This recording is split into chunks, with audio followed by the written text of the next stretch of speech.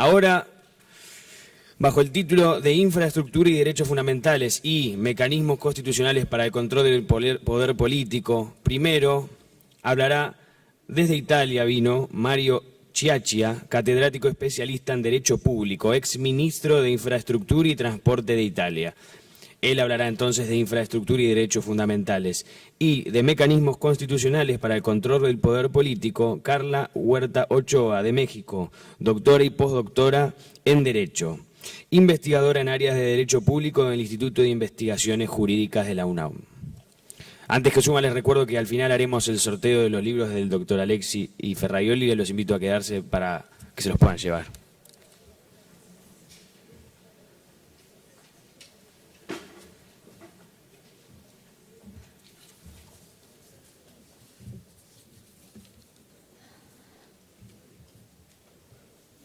Entonces.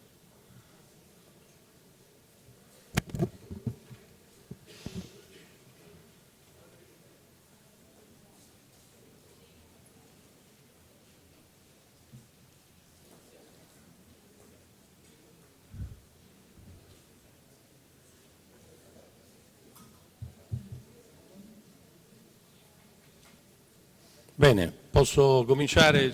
Muy bien, ¿puedo empezar o todavía alguno tiene que ir a buscar los receptores? No. Bueno, entonces estamos listos.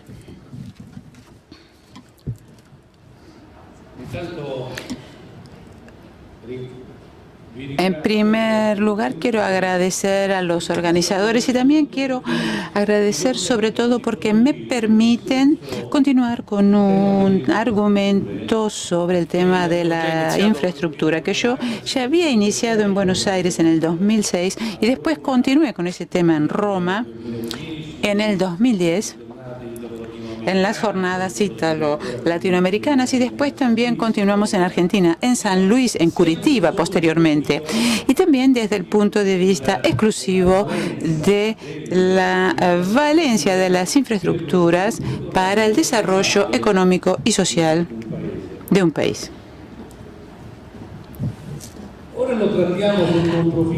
Ahora nosotros lo vamos a tratar desde un punto de vista particularmente delicado,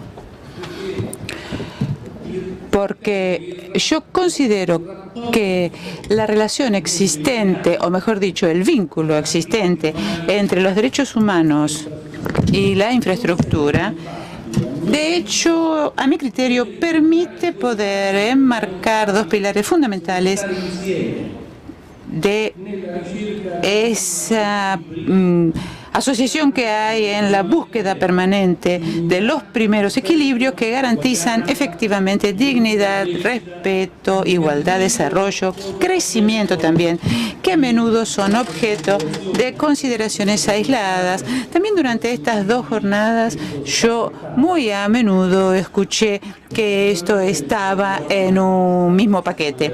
Obviamente yo me voy a detener lo mínimo necesario en las definiciones, porque otros ya hablaron y van a hablar de esto mañana y probablemente van a volver a tratarlo. O sea que no es este el tema que vamos a tratar. Pero para mí es suficiente recordar que los derechos humanos son los que creo que incluso Sarmiento García dijo hace poco, son los que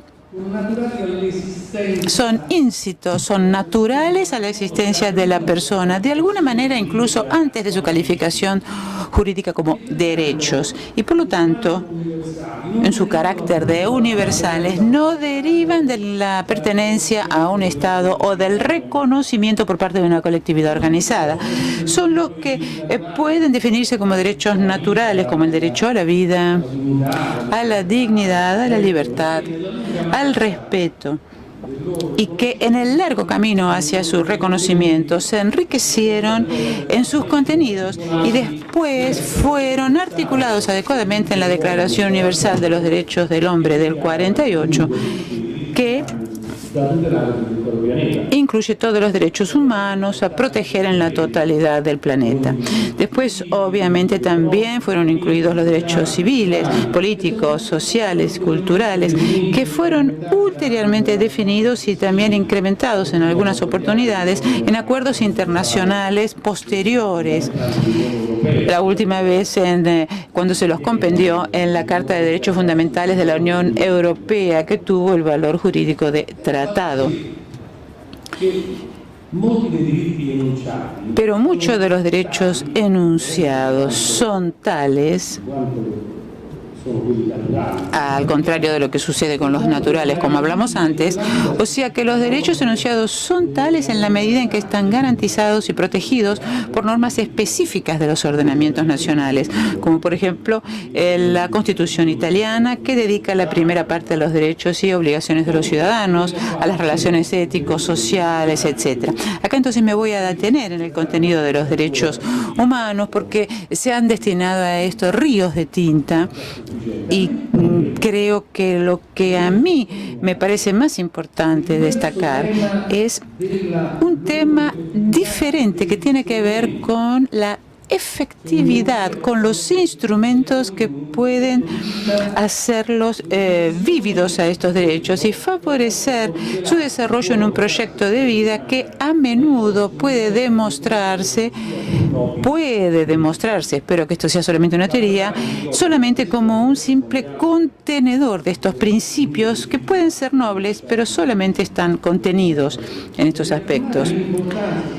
Y al reafirmar la importancia de estos principios, la Conferencia Mundial de Naciones Unidas confirma la necesidad de hacer mayores esfuerzos para crear condiciones a través de los cuales los individuos puedan gozar de los derechos y de las libertades que estamos estudiando ahora. Y para esto reitera la exhortación que hace a cada uno de los gobiernos para incrementar los recursos destinados a programas destinados a los fines del ejercicio de estos derechos y específicamente a reforzar, en un sentido lato, las infraestructuras necesarias. Pero nosotros bien sabemos que todavía estamos viviendo una crisis económica social sin precedentes, aunque con distintos acentos a lo largo del mundo. Entonces, creo que es necesario volver a descubrir el sentido de solidaridad entre las personas. No creo que sea posible encontrar instrumentos para la correcta traducción en concreto de los principios si no se afirma el valor fundamental de la centralidad de la persona. Y después también en Mater et Magistra, el Papa Juan XXIII habló de este tema. Debemos recuperar verdaderamente el valor fundamental de la persona, el valor de su expresión en la familia, que es la célula fundamental de la sociedad, que en sus diferentes interrelaciones digamos que se puede convertir en un Estado.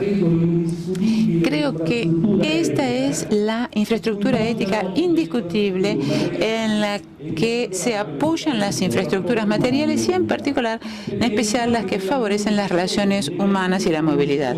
Porque efectivamente es en la interconexión en el Estado y entre los Estados que se pueden constituir los fundamentos para el desarrollo y el crecimiento que permita aumentar la riqueza común respetando la dignidad humana.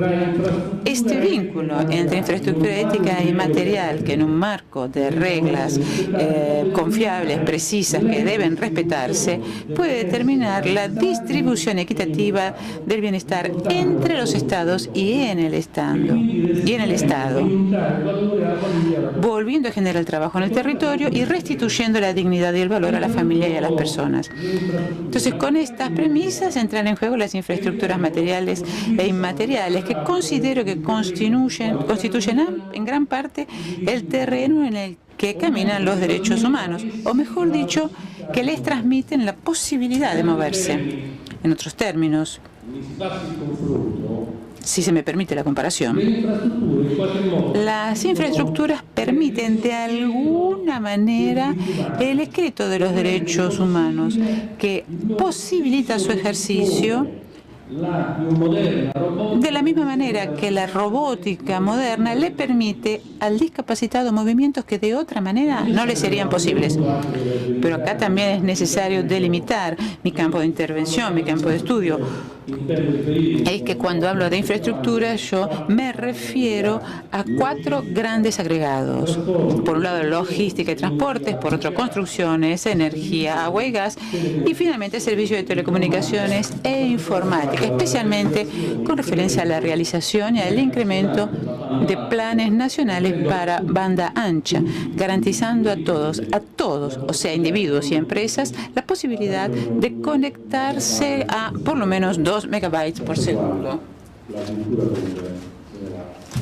sin los cuales la cultura común se va según el país. Las inversiones en infraestructura, además, tienen que estar acompañadas por otros tipos de inversiones, como por ejemplo inversiones en investigación, innovación y capacitación del capital humano, además de intervenciones a favor de las empresas, lo cual amplían los beneficios en toda la colectividad. Y en este sentido, las inversiones pueden también tener una gran importancia para volver a lograr un equilibrio entre las áreas más avanzadas y las menos desarrolladas de cada uno de los países, favoreciendo la localización de empresas y la posterior creación de puestos de trabajo. En definitiva, lo que quiero decir claramente es que sin infraestructura adecuada y sin una fuerte columna vertebral que permita los intercambios y las inversiones, el desarrollo económico y buena parte de la aplicación concreta de los derechos humanos se quedan en una quimera. Como ejemplo, les recuerdo el informe anual publicado en el 2012 por Cushman y Wakefield, que es una sociedad de asesoría global con una organización presente en 60 países, donde se demuestra que la presencia de infraestructuras de transporte eficientes es un elemento imprescindible para más de la mitad de las empresas europeas que quieren ampliar su negocio. Esto es determinante porque esto implica que más del 50% de las empresas europeas considera el sistema de transporte como un factor esencial para la elección de su localización y de nuevas sedes o de representaciones. Para hacer más obvia la importancia de dichas infraestructuras, voy a referirme a un estudio que fue realizado en una pequeña ámbito territorial del centro norte de Italia, que es como la cabeza de un alfiler con respecto al mundo. Pero según este estudio, por cada kilómetro de nueva autopista en un área urbanizada se generarían en aproximadamente 20 años aproximadamente 660 nuevos lugares de trabajo. Esto implica un incremento de 125 millones de euros en el Producto Interno Bruto. Pero las estructuras no solo crecen en base a los kilómetros de autopistas, rieles y cantidad de puertos, aeropuertos. Si todas las obras están en condiciones de estructurar un sistema en un modelo integrado con la logística de los transportes, tanto de personas como de mercancías, los efectos benéficos en términos de crecimiento del Producto Bruto Interno aumentan. Las criticidades que se pueden identificar y que con diversa intensidad afectan a distintos países del mundo con distintos gaps infraestructurales se encuentran principalmente en los defectos de programación, en lo farragoso de los procedimientos, en la incertidumbre de las normas, en las regulaciones y en algunos casos también en las constantes oposiciones y vetos cruzados sobre las obras. Pero volviendo al tema de las infraestructuras principales, un estudio reciente de McKinsey que se dedica a la consultoría global,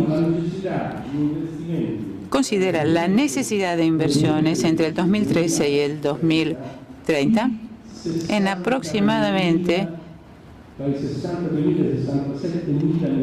6.2 mil millones de dólares, es decir, alrededor de 3.700 mil millones, lo cual equivale al 4% del Producto Bruto Interno Mundial, es decir, casi el doble de los 3.6 mil millones que se gastaron en los últimos 18 años.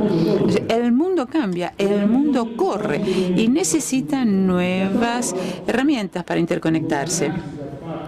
la OCDE, en el análisis que hizo de esta divergencia, comparando distintos países emergentes, entre ellos China, India y Brasil, considera que es necesario en el periodo 2010-2030 una inversión de 3,9% del Producto Bruto Interno, es decir, que estamos en una línea bastante relacionada con los números que mencionamos recientemente. O sea que si nos basamos en las realidades, demuestran ser grandes las diferencias. Es cierto que se pueden hacer algunos ahorros en los gastos. Se puede ahorrar en la selección de proyectos porque muy a menudo los proyectos no se terminan de concretar.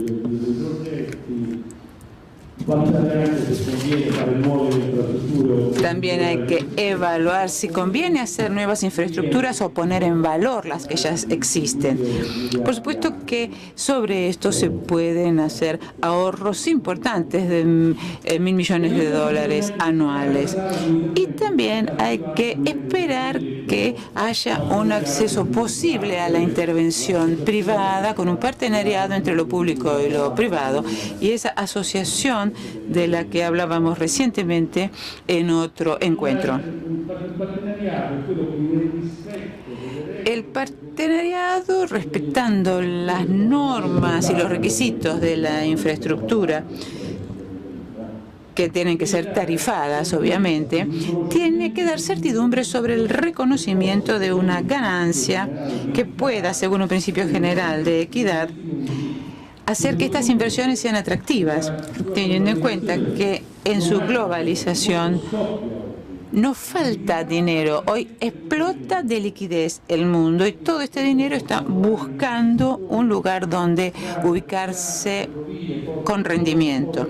Los sectores más importantes económicos son, por ejemplo, autopistas, rutas, ferrocarriles, puertos, aeropuertos, polos logísticos, banda ancha, como hablábamos antes, revalorización del ambiente urbano, energía eléctrica, etcétera.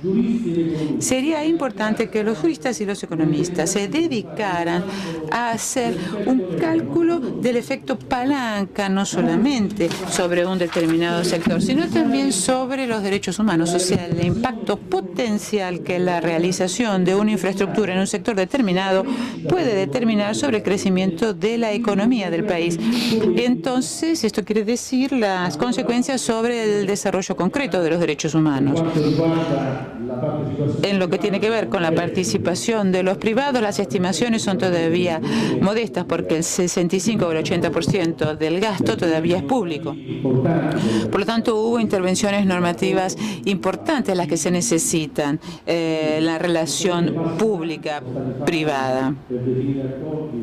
Se hicieron algunos progresos para definir acuerdos utilizando distintas técnicas de project finance en diferentes países, por ejemplo, Brasil, México y Rusia, que promovieron con diferentes métodos la participación de los privados. Otros hicieron algún tipo de planes de gobierno plurianuales para la realización de infraestructuras, pero siempre volvemos a la incertidumbre política, a la falta de un cuadro normativo, insuficiente transparencia en los servicios públicos, de los regímenes reglamentarios y la relativa estructura tarifaria, sin olvidar la dificultad en la identificación por parte del sujeto público competente de los proyectos que son atractivos para los privados.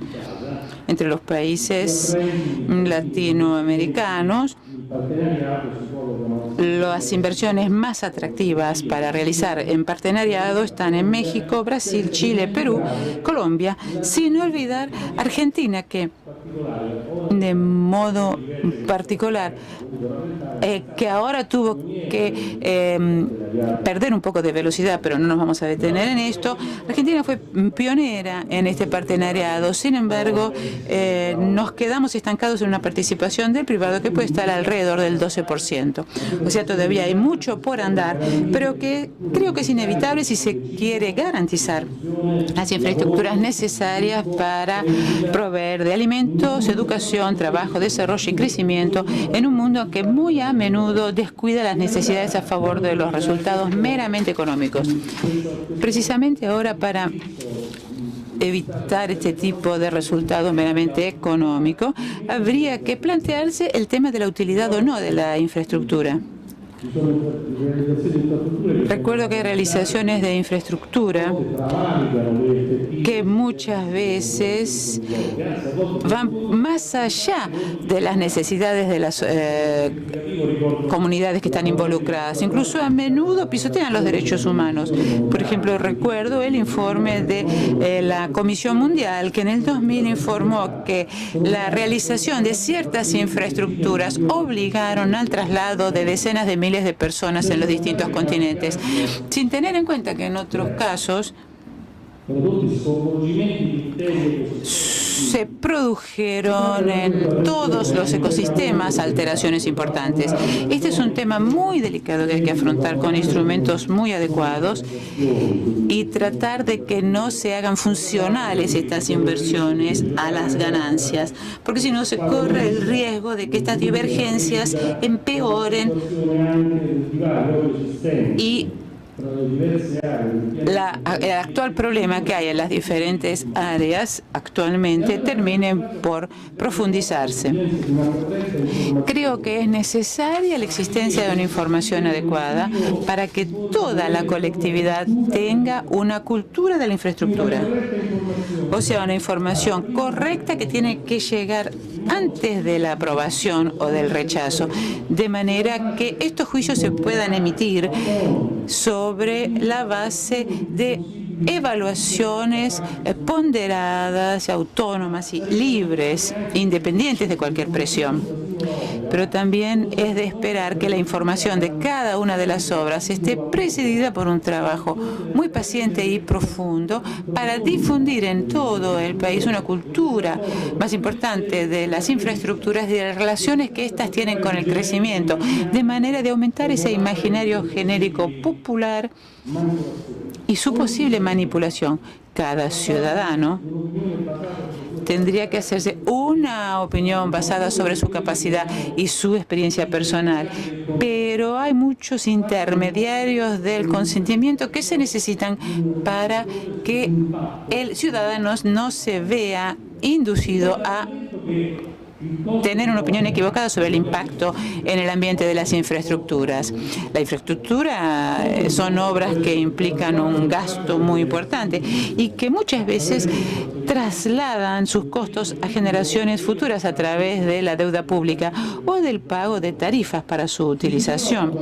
Entonces nos preocupa que este argumento pueda agregar otro elemento de confusión, exasperando el tema de la relación entre la infraestructura y el crecimiento en dos teorías extremas: aquella que aplica el efecto multiplicador de una obra y la otra que quiere limitar el uso de los escasos recursos disponibles en una inversión distinta, que también es importante, como por ejemplo en la educación y la investigación.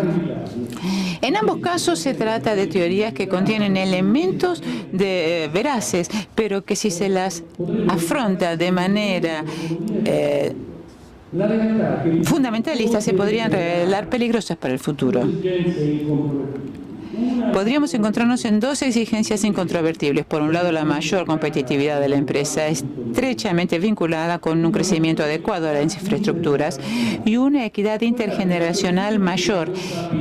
Y ver que la contabilidad intergeneracional es central desde el momento en que tiene que ver con la evaluación que se hace de la sustentabilidad financiera de un país y la medida del grado de equidad de las políticas hacia el futuro. O sea que se trata de temas que merecen ser profundizadas seriamente en todos los niveles con la ayuda de estudiosos, investigadores, operadores de los sectores, economistas, juristas, para que todo esto se pueda explicar con palabras claras y simples. Claro, es un trabajo, un gran esfuerzo que tendría que partir con los esfuerzos que pagarán en toda su existencia por el servicio de la deuda correspondiente a la infraestructura por un sujeto que tiene año cero cuando empieza, por ejemplo, un recién nacido, y los impuestos que por el mismo título tendrán que pagar los ciudadanos futuros, aquellos que todavía no nacieron.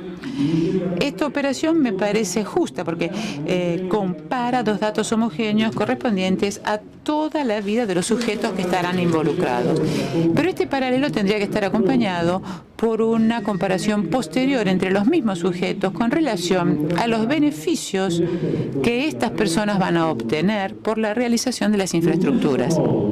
De esta manera, se podría demostrar hasta qué punto el gasto sobre la carga que van a tener las futuras generaciones se puede temperar en razón del hecho que los ingresos de la emisión de la deuda se utilicen no para incrementar el gasto corriente, sino para incrementar las infraestructuras con una indudable ventaja para aquellos que todavía no nacieron.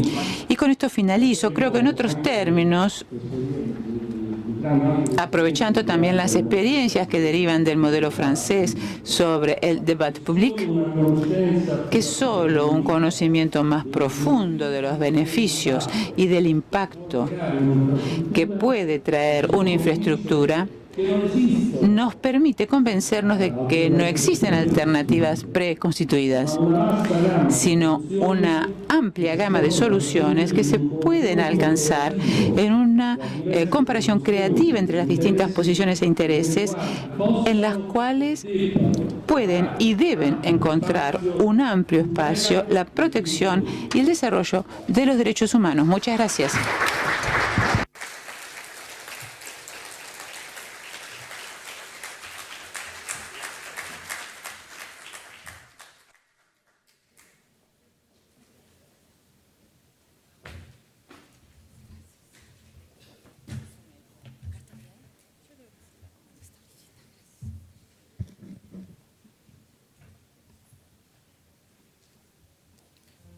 Buenas tardes. Buenas tardes dos veces porque es bastante tarde. Me toca la última sesión. Espero... ¿Me están escuchando? Sí. Espero que todavía tengan un poco de paciencia. No va a ser muy largo, pero la paciencia se las pido porque va a ser una cuestión muy teórica. Por lo tanto, la teoría a estas horas del día puede ser ya un poco más complicada que en la mañana cuando llegaron con gran entusiasmo. Como todos los demás, empezaré por hacer un agradecimiento, el principal a ustedes, por seguir aquí después de tantas horas de trabajo, con el interés y por la entereza por continuar estudiando a los que se encuentran en línea.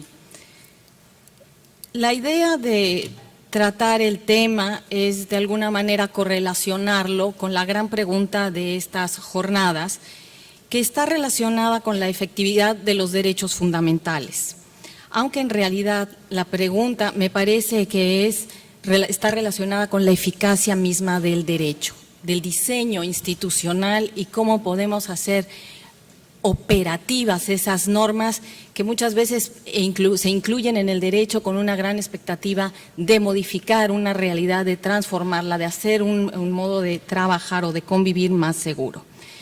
Los temas más importantes que se han mencionado en estas jornadas son la protección de derechos fundamentales, la justiciabilidad, división de poderes como instrumento de tutela de los mismos derechos fundamentales y la eficacia del procedimiento administrativo, control de la administración pública, responsabilidad del Estado. El problema de fondo es precisamente la arbitrariedad, el abuso del poder. Por eso la idea es revisar un poco el diseño institucional de una constitución por ver cómo se organizan estas normas para generar mecanismos de control entre los órganos de poder, pero hacer también efectivos los derechos que a su vez operan como limitaciones del propio ejercicio del poder. Evidentemente todo está relacionado precisamente con este diseño institucional. El diseño institucional de la Constitución tiene, por objeto el poder, en caso específico el poder político, que se constituye como autoridad y que al estar regulado a través de normas prevén límites al ejercicio, pero las normas no son suficientes. Existe en el imaginario colectivo que las normas transforman la realidad, Y no es cierto, las acciones transforman la realidad. Las normas lo único que establecen son las pautas conforme a las cuales la realidad debe de ser transformada, a las cuales los comportamientos deben sujetarse. Por eso hay que distinguir límites de controles.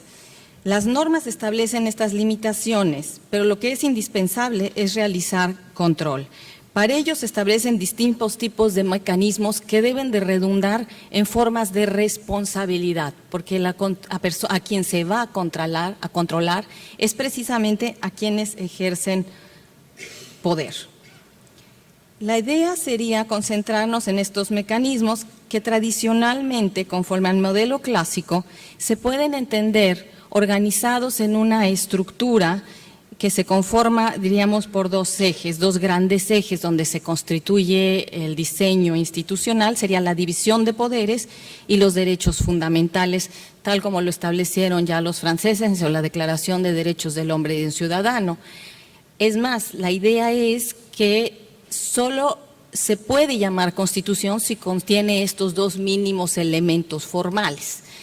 Hoy en día nosotros incluimos un tercer eje, que es un tercer eje extraordinariamente fundamental, que es el de control de constitucionalidad, que es el que va a reforzar precisamente la cualidad normativa de la Constitución y va a permitir hacer un control de estos dos grandes instrumentos de limitación del ejercicio del poder. Esto supone, en primera instancia, evidentemente, una Constitución. Y esta Constitución tiene que tener un rango privilegiado, una posición especial dentro del sistema, y para ello, o de esto se va a encargar precisamente el control de constitucionalidad. Esta supremacía, que se puede considerar según el modelo clásico como absoluta en una cúspide o relativizada, como sucede dependiendo por algún órgano político o por disposiciones de derecho internacional como algún convenio o por alguna otra disposición, si quieren. La segunda es que tiene un carácter de norma. La Constitución no es un mero documento político fundacional, sino es una norma jurídica. Esto implica que es exigible, que existe un control jurídico. Y como norma, su efectividad va a depender también de su estructura lógica. Esto también lo mencionó esta mañana Ferrajoli. Esta estructura lógica tiene una cosa de la mañana de ayer, Ferrajoli, y es precisamente que hay una conexión entre lo que la norma exige, la conducta, este supuesto, y la consecuencia jurídica que la acción debe de tener. Es por eso que para la eficacia de ciertos mecanismos de control, lo más importante es que estén conectados a una sanción y que esta sanción lleve en última instancia a la posibilidad de exigir responsabilidad.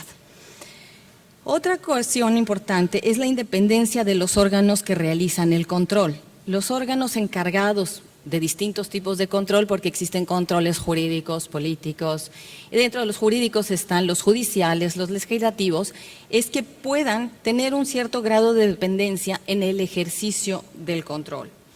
Este diseño es un exdiseño que no puede ser simplificado por la idea convencional de división de poderes de tengo tres órganos que ejercen tres poderes, porque la separación tajante no es viable. Muchos teóricos ya lo han explicado y tenemos que hablar más bien de una distribución funcional. Las funciones se distribuyen primordialmente entre ciertos órganos, pero también estas funciones se complementan, se coordinan, trabajan en sí. Y creo que esta es una de las principales cosas que hacen disfuncionales a los estados. Los órganos de poder olvidan que trabajan para una sola cosa, que conforman una sola entidad, un Estado. Y este gobierno debe de funcionar como una unidad, legislativo, ejecutivo, con judicial. Los medios de control deben de ejercerse, como se mencionó Serrara hace poco, es de manera excepcional. El control es el remedio excepcional, no debería de ser lo ordinario. El autocontrol es lo que debe de ser lo ordinario. La propia autolimitación por respeto a la norma y también por respeto a los derechos de los otros.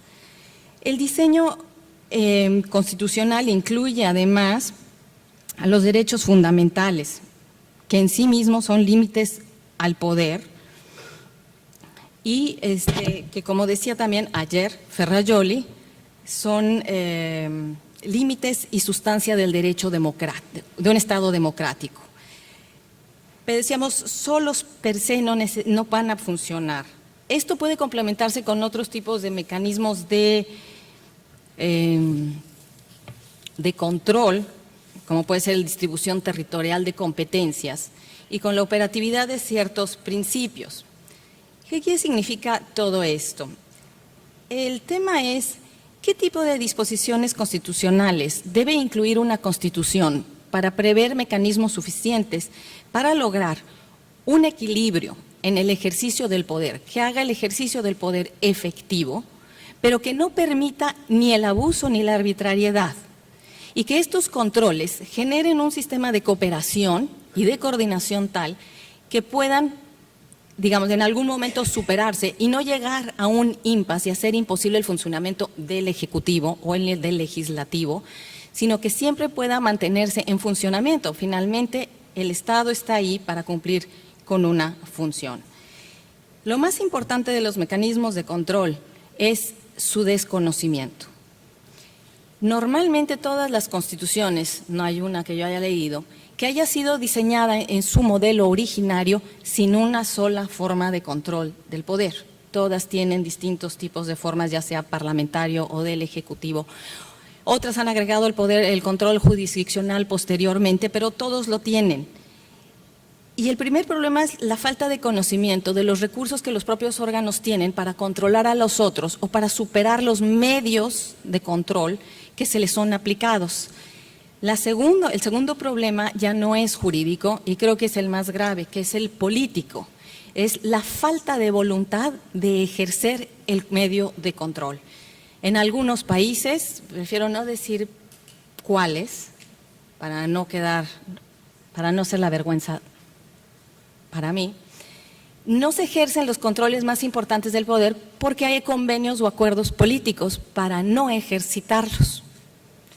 Pero esto se ha ido superando poco a poco porque los controles no son solamente los controles que se realizan dentro del Estado por el propio Estado, ya sea entre órganos o dentro del propio órgano, sino también los controles que se realizan entre el Estado y la sociedad. Por distintos mecanismos la sociedad puede controlar al Estado, entre ellos muy importantes son la participación ciudadana. Lo curioso de todas estas acciones de los particulares en términos de control, que puede ser también la difusión de la información, el acceso a la información, la divulgación, precisamente el uso de estos medios ha hecho que los ciudadanos puedan estar controlando y exigiendo de los gobiernos unas reacciones distintas y respeto del propio derecho vigente. En esa medida, vemos que la distribución funcional se complementa con las acciones que se pueden dar desde la sociedad de control. En algunos países, la mayoría de ellos cuentan ahora con normas que regulan la participación ciudadana en distintos grados y estos mecanismos de control han pasado de ser mecanismos sociales a convertirse en mecanismos de control jurídico legítimo que pueden exigir otras formas de responsabilidad. El presupuesto de este funcionamiento o de este diseño institucional es la distribución de funciones que va a tratar de garantizar o que debe tratar de garantizar una actividad cotidiana del Estado y su estabilidad, pero en el respeto de los derechos fundamentales. Desafortunadamente, el poder, por su propia naturaleza, necesita ser controlado, ¿o no? No podemos decir que no existen sanciones o generar un diseño sin control y sin limitaciones, porque no vivimos en sociedades de ángeles. Necesitamos ser obligados al cumplimiento. La otra es que el poder como fenómeno, como decía Lord Acton, es un poder que corrompe, pero el poder absoluto corrompe absolutamente. Por eso las limitaciones son indispensables. La relevancia de los sistemas de control radica en su capacidad de protección de valores. Esa es su función, ya que por la propia naturaleza del poder, estos valores están en riesgo. ¿Qué valores? Los valores que cada sociedad decida elevar al rango supremo. Estos los encontramos normalmente en las cartas de derechos, pero a veces son interpretadas y los conocemos a través de las decisiones jurisdiccionales de las Cortes Supremas. El control, por lo tanto, comienza con regulación del ejercicio del poder, aunque, como decíamos, los límites a las de atribuciones no son suficientes para hacerlo efectivo. Exigir responsabilidad jurídica de los funcionarios y establecer mecanismos jurídicos es lo que puede hacer efectivas estas limitaciones. Lo difícil es exigir al órgano con él la capacidad de control que realice el control. Las normas que tienen o que regulan las competencias de control se consideran que son controles de oportunidad y que se ejercen potestativamente, como si dieran el permiso de ejercer el control, no como normas de obligación que obligan a realizar el control. El Poder Legislativo pues tiene partes de controles presupuestales que tienen que darse de manera natural, como por ejemplo elaborar el presupuesto, tiene que elaborarlo cada año. ¿Cómo veo que está controlando? Pues si no le parece cierta política o se parece que no está cumpliendo, lo puede reducir o lo puede ampliar. Ahí donde castiga con el presupuesto se puede ejercer un cierto tipo de control, pero el control real estaría en la rendición de cuentas, en la real y auténtica rendición de cuentas con alguna consecuencia jurídica para la persona que hubiera abusado del presupuesto o de las facultades que hubiera ejercitado.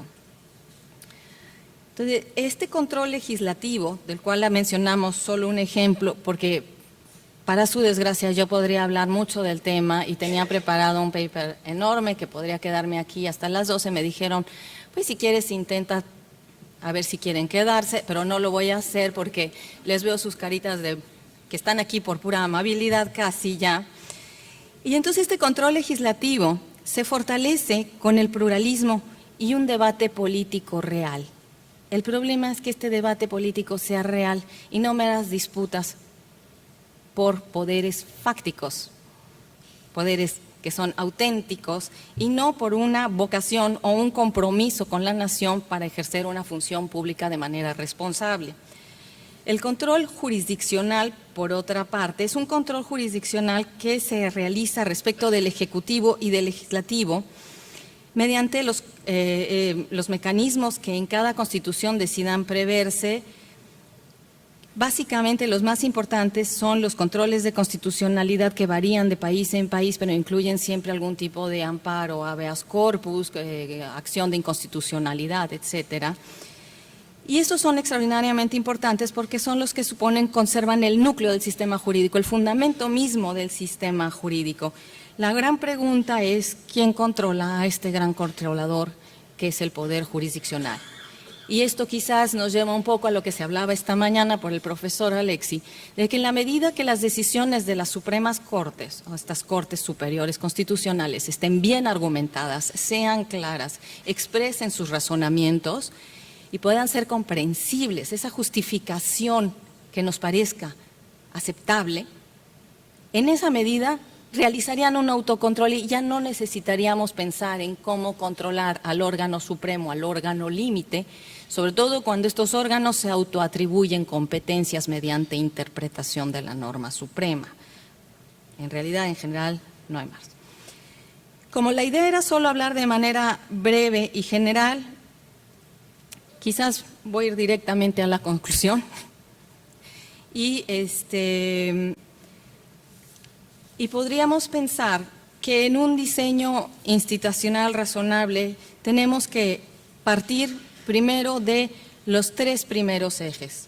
División de poderes, es decir, una organización estructural, funcional, clara, que puede tener sus rupturas con organismos autónomos, por supuesto, pero yo creo que hay que tener mucho cuidado respecto a los organismos autónomos que se están convirtiendo en unos monstruos que no podemos llamar ni cuarto poder, porque por cada uno se multiplican. Serían cuarto, quinto, sexto, séptimo, y están consumiendo todo lo que sería el auténtico poder y se estarían convirtiendo en fuerzas de poder real del titular del Ejecutivo. De alguna manera se producen ciertas alianzas, depende de las formas de nombramiento. Los procesos de nombramiento, cuando son controlados por el Poder Legislativo, tienen una cierta eficacia de control, porque si tiene que ser verificado por el Legislativo y el Legislativo no pertenece al Ejecutivo o no tiene una afiliación directa por mayoría, entonces sí existe este control. El problema es cuando la realidad política hace que el control pierda sentido. Cuando hay una mayoría que es idéntica al Poder Ejecutivo, estos organismos autónomos se convierten en fuerzas que hacen extraordinariamente poderoso un Estado presidencial. Finalmente, quizás lo más importante es, no es necesario tanto estar reformando la Constitución para incluir más mecanismos de control. Siento que todas las constituciones cuentan con suficientes mecanismos de control. Lo que hay que hacer es implementarlos. Las personas que son responsables del ejercicio del control deberían de conocerlos y no tener temor de ejercitarlos. A lo largo de la historia nos hemos dado cuenta que el remedio al problema de la constante transgresión de las disposiciones constitucionales no se debe a falta de medios de control, sino a la ineficacia de las resoluciones que los órganos competentes emiten en la mayoría de los casos. Es decir, es un problema de exigibilidad en última instancia, así como por el hecho de que en muchos casos estas decisiones ya no pueden ser revisadas o no pueden ser cuestionadas por ninguna otra instancia. Es decir, llega un punto en que también los órganos de control topan a un límite y no hay un más allá. Por lo tanto, quizás el control del poder radica sí en una gran parte en el diseño institucional que se realice de las normas, pero siempre recordando que para que una norma sea efectiva, tiene que haber una consecuencia jurídica, la posibilidad de una sanción y la exigibilidad de la sanción. De otra manera, es una mera ilusión si no podemos repercutir en el patrimonio, prestigio o ejercicio de la función de una persona que esté ejerciendo de alguna manera un cargo público. Muchas gracias.